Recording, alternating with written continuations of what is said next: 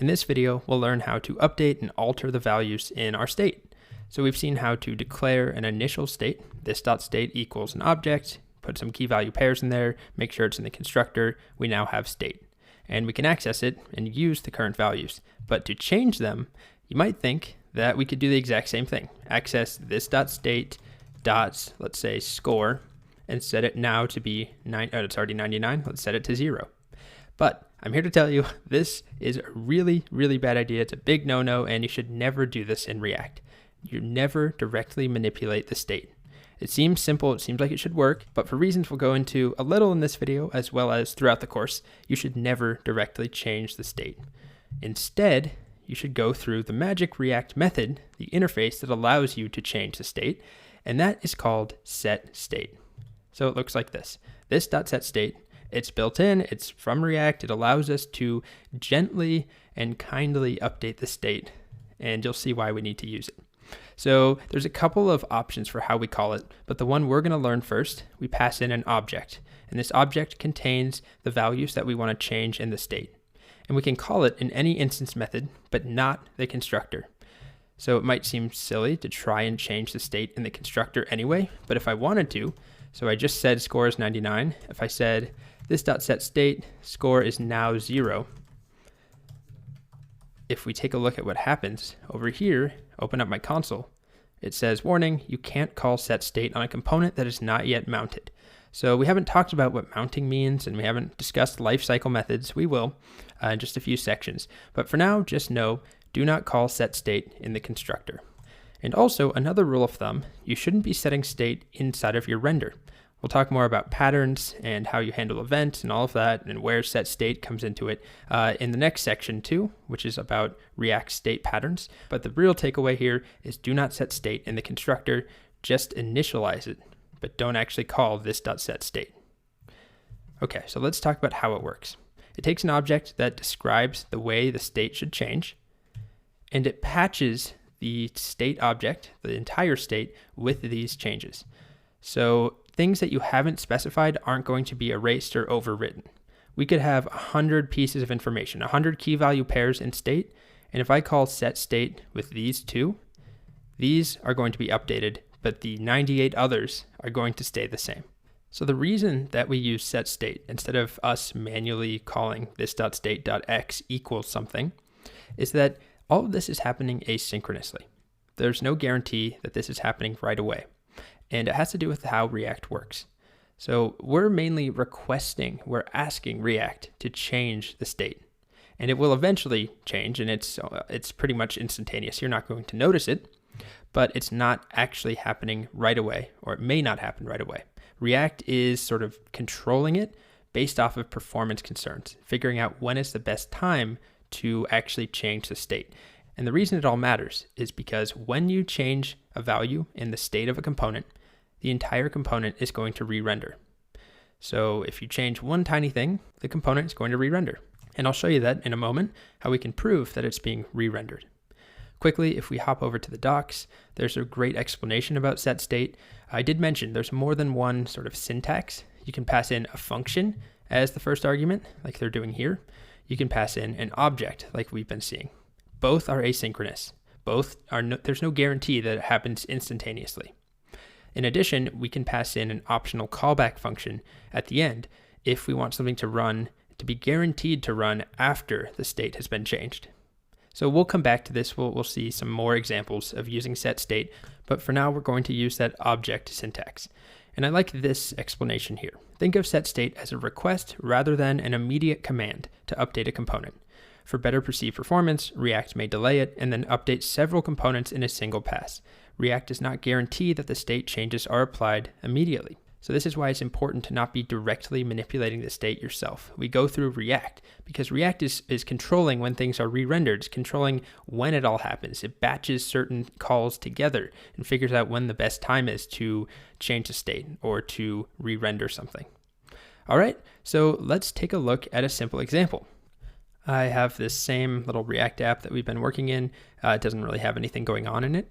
I'm going to make a new file, a new component, and I'm just going to call it rando.js. What it's going to do is store a single random number in the state, and we're going to use a timer to update the state.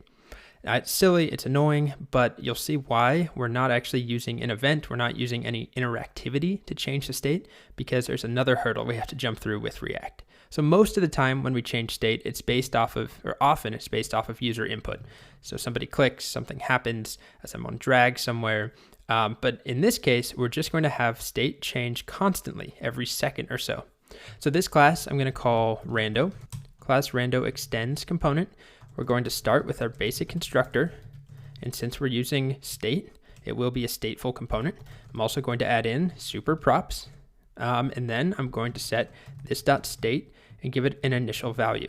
So we're just going to store a num in there, and let's have it start at 0.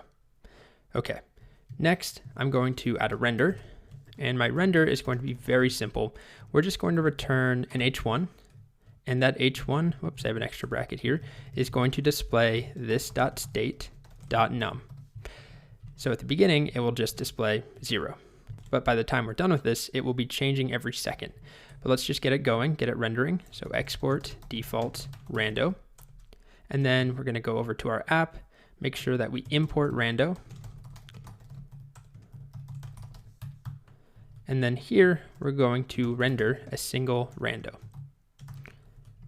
And we should see 0. Okay, nice. Next, I'm going to actually pass a prop in. And the way that this will work, I'm going to pass in a max num. The idea is that this random number is going to change, but it's not going to be a random number between 0 and, the largest number we could make. It's going to be between 0 and whatever we pass in as the max number. So let's say max num is 7. So now, inside of rando.js, I'm going to write code to set the state to a new random number between 0 and 7, because that's what we passed in.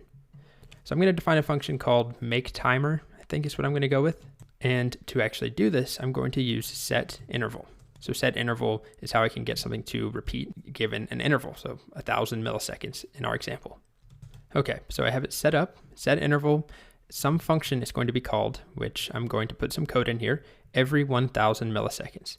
So what we want to do is just update state. So this dot set state, just like that, and we're going to pass in an object, and we're going to give num a new value. So you can do this inline, or you could calculate a new number, a random number above this, and then call set state. So we could do let new, let's call it rand, how about that, equals math.random, and we're going to multiply it by this dot props dot max num, which is what we passed in over here. But then this is going to give us a decimal, so we're going to floor. We've been doing this a bunch with random numbers. All right. Okay, so this is going to give me a new random number each time I call it between 0 and my max num. Then I'm going to set num to be that new rand that I just created, just like that. And the last thing I need to do is make sure this function is actually called. So it's going to call this code every 1,000 milliseconds, every second, pick a random number between 0 and the max num we passed in, and then change num, this dot set state, num is now that random number.